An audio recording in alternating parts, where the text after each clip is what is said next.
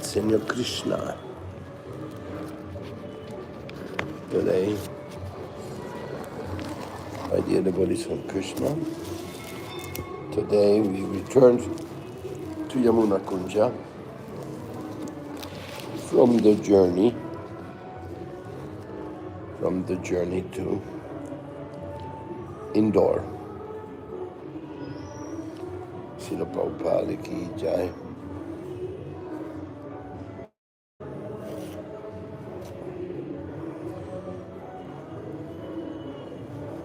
Om Keshavaya Namaha.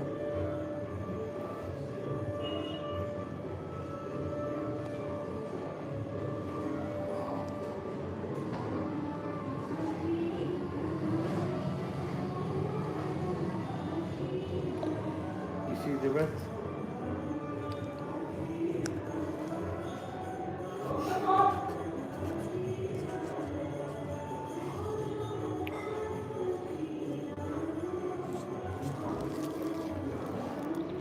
Maharaj is there. Yeah. Invite him. And also Govinda Maharaj. Om Namo Bhagavate Vasudevaya. Om Namo Bhagavate Vasudevaya. The three stages consciousness. Srila Raghunatha Goswami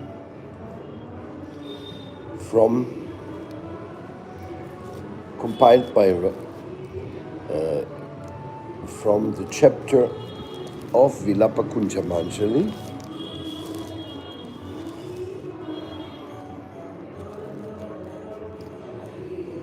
as previously mentioned, there are three stages of consciousness. In one stage, we are talking and thinking about one thing or another, and that is called Bhaya Dasha, external consciousness.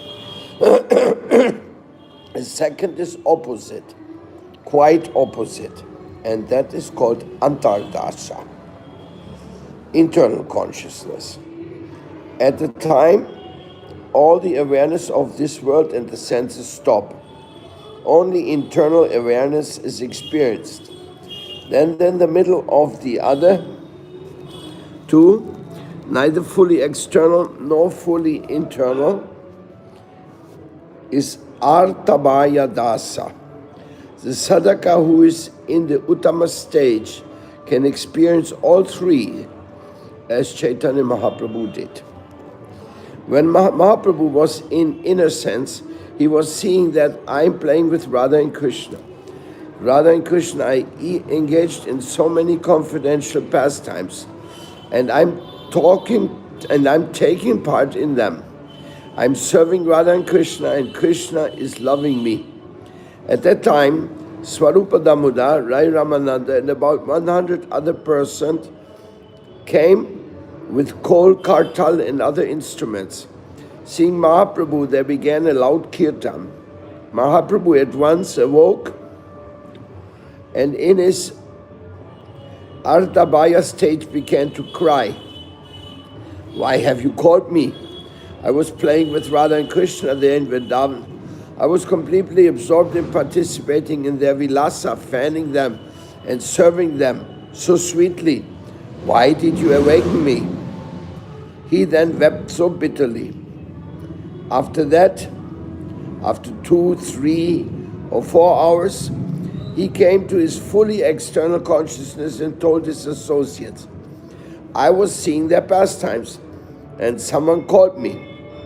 What was I doing? At that time, was I crying, or weeping, or rolling down on the earth? What madness was I in?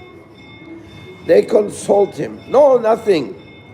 In a similar way, a sadhaka in the highest stage of Raganuga Bhakti, like Raghunatha Goswami, will sometimes see the internal pastimes and sometimes he will realize them in half internal and half external consciousness.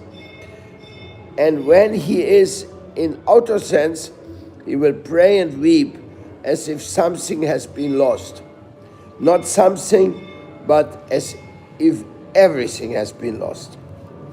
In the 7th shloka he prayed, O Radhike, I am feeling so much separation, I cannot save my life. I will die at once. I'm burning in this fire of separation. I cannot bear it. I'm crying, and my crying is Sri Vilapakunja Manjali, an offering of flowers like lamentation unto your lotus feet. Sri Vilapakunja Manjali was written when Raghunath Das Goswami was in Bayadas, remembering the pastimes he saw in his Antar Das, the inner Baba. Now he's praying, O Sumukhi, your love for me, your mercy is so high, so rare, that even Brahma and Shankara cannot have this. Even Narada and the gurus of Narada, there is Shanaka, Sanatana, Sanandana, and Sanat Kumar, cannot have this mercy. It is very rare to have the mercy of the lotus feet of Srimati Radharani. You should all know who she is. Yo Brahma Rudra Shukanarata Bhishma Mukhair Alakshito Nashahasha Purushasya Tasya Sadyo Vasikarana Churna Mananta Shaktim Tamradika Charana Renu Manusmarami. Radharasa Sudanidhi. Number 4. I constantly remember the foot dust of Sri Radhika, whose unlimited power instantly subdues even the Supreme Person Sri Krishna, who himself cannot be easily seen even by the greatest devotees like Brahma, Shiva, Narada, and Bhishma. Brahma, Rudra, Bhishma, and Narada are highly developed Jnana Bhaktis. They are Apta Karma and Atma Rama.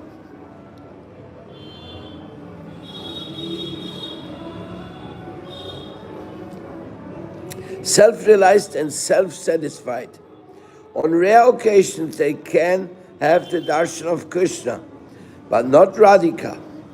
They came at the time of Rasa Lila, but they saw only Krishna dancing and singing, not with the gopis.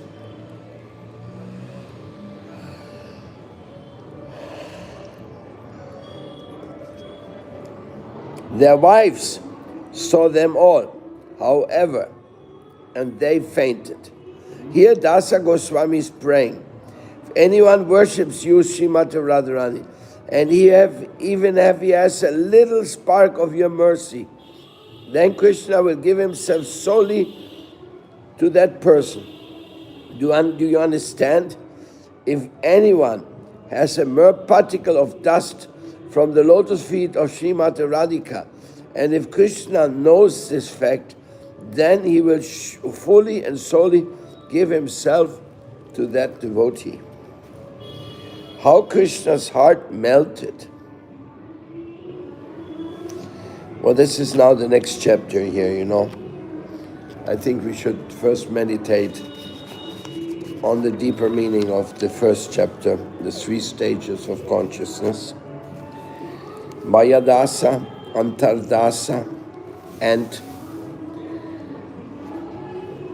Ardabhayadasa.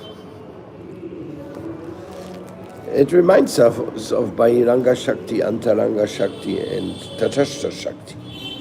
But here the reference is given clearly to the stages of consciousness of the pure devotees, or of Chaitanya Mahaprabhu himself.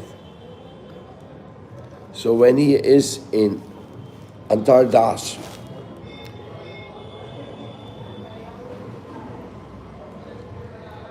then he is actually seeing his eternal relationship with Krishna. This is a great revelation. In Lila Smarana, such a thing also takes place. That the pastimes of Krishna awakens in the consciousness of the devotee. Of course, I can't talk about this because we can only parrot-like repeat what we hear from our acharyas, who have either seen it directly, or they have been connected with that level through their deep faith in their Gurudeva. We have heard in several occasions that Sanatana Goswami spoke with a deity that other devotees were having direct conversations and exchanges with the Supreme Lord, like Madhavendra Puri, like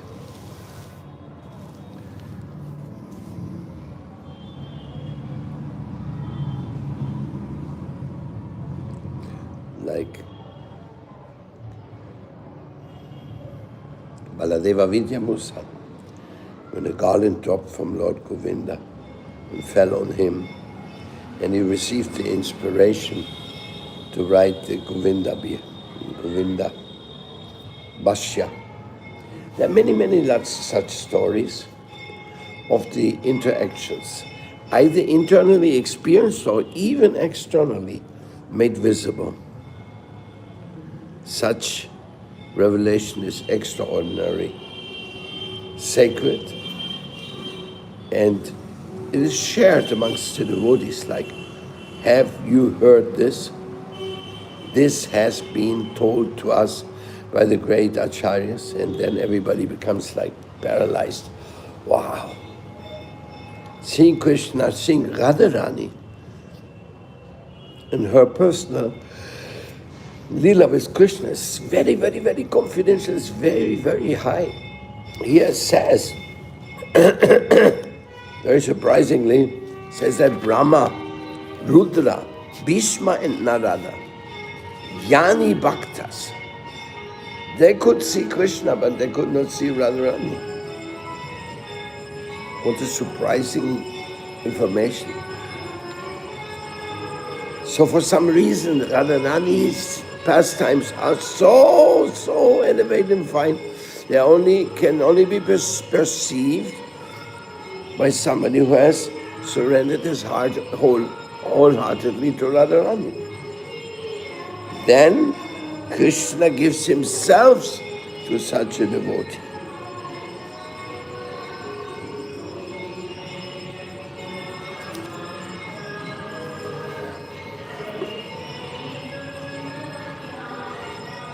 This means there is an intimate level going on in the spiritual world. And that intimate level is really what we are invited to. We are invited to come to the level of divine absorption and service attitude to the divine platform, that it will not be possible for us to tolerate any further separation. And when Radharani and Krishna see that, then they open the Antarbhaya.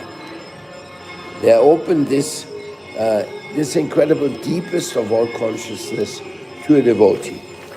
And that cannot be shared through sound. We can hear about it, but it can only be revealed. This is all the rights are reserved. There's also no technique. Of course, we should do Shravanam, Kirtan, Smaranam, Padana, Sevanam. We should be engaged in devotional service. You may also call that a technique. But Atmani Vedanam, self-surrender to the divine sweet will of the Lord, it's the only key into this direction. So, we're dependent on this mercy.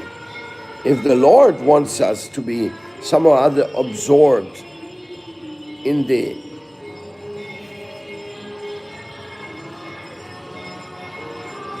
Bhaya Dasa, the Bahiranga Shakti, he has all the possibility. I mean,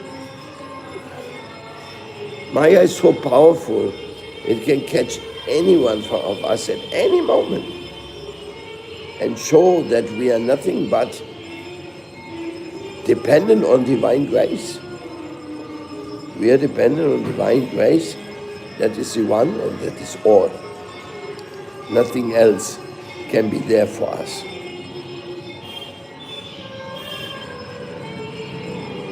Is that a weakness? I think it is the glory of the greatness of the divine kindness to invite those who really long for it, who really long for the transcendental relationship. Amongst devotees, we have many types of relationships. Generally, we are either polite and friendly, or we even become quite ecstatic about the other person's presence, or we feel that without that devotee I cannot live. So there's definitely different degrees of relationship. And like this, like in the world, we have so many types of consciousness, so many types of degrees of attachment to others. As that manifests, and that there will also be an impact upon us. If we are so eager to be with somebody that we cannot tolerate their separation, well, then we make every effort to either have their separation, or in separation we'll have their association by being mentally connected to them. I mean, who can understand it? I just met one of my godbrothers who I hadn't seen in 20 years. In 20 years, we hadn't exchanged anything. And I happened to come across him, and the first thing he said, you know, I was thinking today about you so much. Well, this is telepathy, who knows what? Huh? For somebody you haven't seen in 20 years, and then he says that. And I very strongly believe that he was saying the truth, because he had no need to say it otherwise. So, whatever attachment is there, whatever is coming from the inside, from the Antar Dasa, it is by mercy. It is by mercy, and those who are in the Ardhabhaya Dasa, they can share such experience. They can tell, and he's giving the stories of Mahaprabhu, who, when he was awakened from the Antar Dasa platform, he was complaining, oh, you woke me up. I was so happily absorbed in Radharani's pleasure, seva to Lord Krishna, and you brought me out of that wonderful world, and you brought me here into the external world.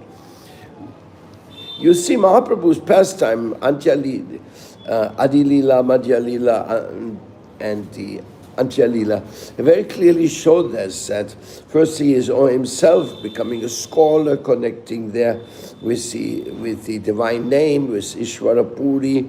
Then he, after some time, he decides the holy name manifests himself, and he feels the call that he should go and spread this all over. So he approaches Keshava Bharati Maharaj, and he practically takes sannyas from him. Then he leaves the home in Navadvipa, and he goes and he journeys everywhere. He contacts his main devotees, Rupa Sanatana and so many other devotees. Then he sends them to Vrindavan to start to recover Sri Vrindavan Dham. Then Chaitanya Mahaprabhu moves around India. He also stays in Puri for some while. He conquers the main scholar, Sarvabhauma Bhattacharya, of the king of Orissa, Prataparudra Maharaj. So all this is like he's preaching, he's contacting, he's touching people's heart. That's really what Chaitanya Mahaprabhu's movement is all about. He just goes about, touches people's heart, and he still does that even like 500 years after his appearance. He just goes around and his Harinama Sankirtan is touching people's heart. So then, after he does this tour of India and he returns to Puri, then finally he starts entering more and more, deeper and deeper into the Antar Dasa, or into the life of absorbed absorbedness. Sometimes he comes out and sees the devotees and he shares with them some nectar, but basically he withdraws from the world. And this withdrawal, Mahaprabhu's withdrawing from the world, it is something which is so painful, or let's say so clear. Come with me. Don't stay in this mundane world. Don't stay in this complete ignorance, which is the Bahiranga Shakti. Bahiranga Shakti, Maya Shakti, all the varieties of pleasures and stupidities you can experience. Mahaprabhu says, no, that's not where our destiny is. Come with me into the internal world. Some people, they say, oh, we should be now, after some years of chanting Hare Krishna, we should just be concerned with the internal world. Well, that is something. Great devotee, they can cast a vision upon it. But for us here, especially in the Braj Seva department of Yamuna Kunja, we really feel that the internal world is also manifest in all the deities and all the beautiful aspects of Sri Vrindavan Dham. And why did Mahaprabhu cause a Varshana to reappear, a Nandagong to reappear, a Dauji to reappear, a Raval to reappear, a Govardhan to manifest? Why so many external manifestations happen to connect us, to help us in Krishna consciousness? Well, because those external things actually in Vrindavan, they're not external. The Govardhan, every piece of Govardhan is a Shila. We can worship as Krishna himself without even installing him. No need of having a Pran Pratishtha ceremony, and that Govardhan is already Krishna, and we are with Krishna. We are right now here sitting in front of Lord Krishna, and of course the Imlitala as well. So Mahaprabhu, he manifests it again when he comes to Navadvip, and he manifests the Gupta Vrindavana of the Navadvip Dham. And everywhere he goes, he leaves some well-established transcendental features. Let's take, for example, the temple of Jagannath Puri, which is, and Gundicha. This is Vrindavan and Dwaraka, Vaikunta. All this manifested, and devotees 500 years later, they're thronging there by the millions to simply celebrate Krishna, rather the Leela. What is Rasa Yatra? A very intimate Leela pastime of the gopis dragging Krishna back to Vrindavan, dragging him on a chariot. They are pulling him, and we are going to Vrindavan. You're not going to stay here in Dwaraka. So the Leela, the physical Leela, all this is somehow others directly pointing to the Antar Leela. But at the same time, they're also manifesting. So in this way, when Mahaprabhu distributes prasadam to his devotees, what is that? Is this Baya Lila or is this Anta Lila? Well, I would definitely say it's Anta Lila, because it's Mahaprabhu Krishna himself dancing with his associates, like in the Rasa Lila, and then distributing prasadam, like is done in when Krishna makes picnic with his coward friends. So to separate them, for me, it doesn't work. Or maybe that's because I'm too external still, and I have to touch the Braj Raj and separate the garbage from it. I have to clean the kunda and get the green covering of algae out so that our kundas can live. Like that, this is, I cannot see the difference, because that's my condition, and I've heard some people talking in favor of that as well. So here, this is really, we definitely have to agree that Mahaprabhu's mission is pointing towards the divine, Mahaprabhu to the Antar. He's definitely pointing towards the inner association of the highest level, of the highest vision, and experiencing that inner vision in their own personal realization, which we can only hear about, because you cannot be, like it says, by invitation only, You cannot say, hey, there's some attempts of people to entering there forcefully, like this person hiding hiding in a box to see the Leela of Mahaprabhu in Antardvip. And when Mahaprabhu came and started dancing there, he said, I cannot develop my feelings today. Somebody must be here. Somebody must have infiltrated us. And they said, no, nobody is here. No, he says, look, there's someone. And they found that person hiding in a box. And they said, yeah, that person was not qualified, and I could not manifest my deepest, dearest feelings in the presence of somebody who's not eagerly connected with this. Makes you afraid, no? At least me. When will I be able to be invited to the Srivas Angan nectarian kirtans of the Lord? So in this way, I don't want to drag it out too long here today, because we just came back from a big tour, and this is today. The Brijbasis, they have just started the first Ekadasi day. Tomorrow is Mahadvadasi day, so we are practicing this divine fasting and associating with devotees on that level. So thank you very much for joining us today, and having the Vilapa Kushamanjali giving us some jolt, some awakening jolt. Yes, my Lord, I do belong to you. Yes, my Lord, I'm nobody without you. I'm hopelessly lost without you. Yes, my Lord, my existence is a zero on the left side of the dot without your devotional service and without your devotees. Worthless. So, if anybody has a question or a commentary to make, he's welcomed. We see our sannyasis have been sick today, so they couldn't come to join our meditation on this Ekadasi. I would say we are just starting with full energy. We are starting our service mood to Sri Vrindavan Dham. I don't know how far it's going to take us. Of course, I do care, but I leave it up in the hand of Krishna. If everything's up in the hands of Krishna, that part is more and clearly up to the hands of Krishna.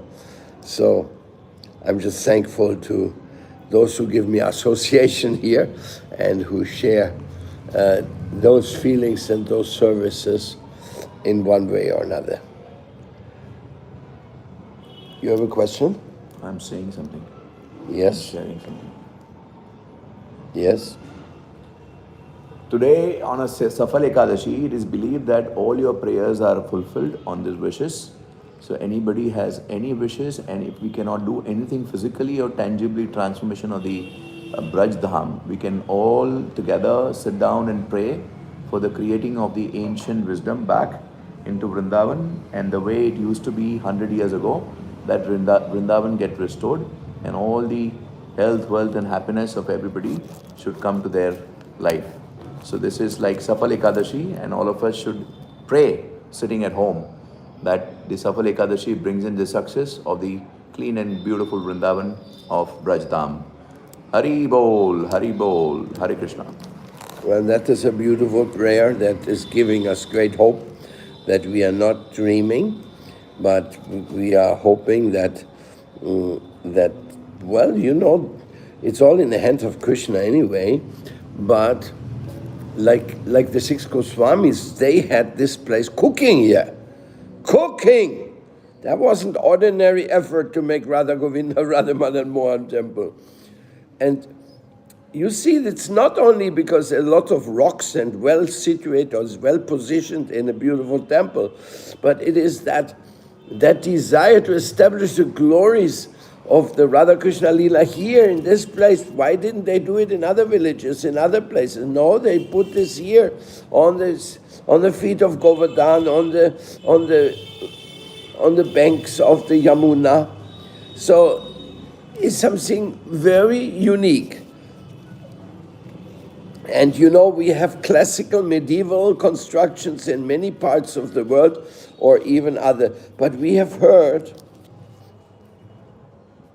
that these constructions were made with slave labor. We never heard anything like that about temples in Vrindavan. Here things are made with love labor.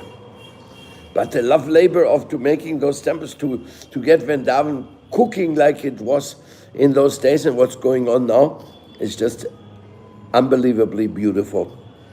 Thank you for joining us. Any questions, Sanatan? No, Gurudev. So then, let us pray and pray and pray and pray that this may become a reality here. Jai Nitai, Jai Nitai, Jai Nitai Gaur. Radhe Radhe Govinda, Govinda Radhe. At your holy lotus feet who have shared this beautiful moment of Vilapakunja Manjali with us today. Hare Krishna.